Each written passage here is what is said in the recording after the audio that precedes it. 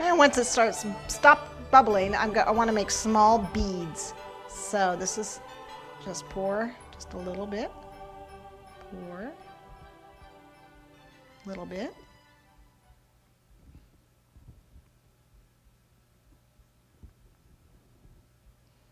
And these are the holly berries.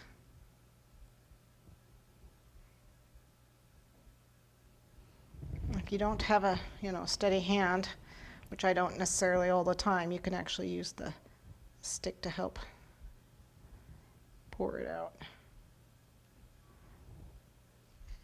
I find that harder than just pouring. Okay, and it only takes a second to firm up. That's, they're very fast. And I have some I already did. Yay! They've gotten a little sticky because it's very humid here right now, even though I have my desiccant packet in here. I got a bunch of them right here. So we will take these and we will put these on with our glue. So let's bring our cake back here. A little bit of our edible glue, which is really nice because it's got the little, put one of these right at the top, like a little button. That'll glue right on there.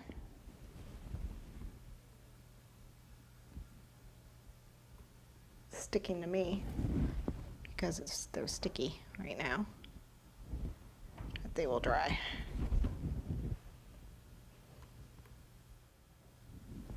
Okay, and then I can put a few right here at the base. Whoops.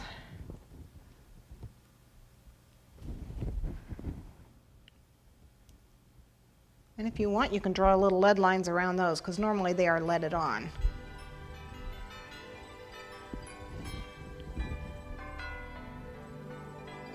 So any stained glass window you want to mimic, you can now put on the cake. The painting takes a little bit of time, but it's very easy and there are no mistakes. Have fun.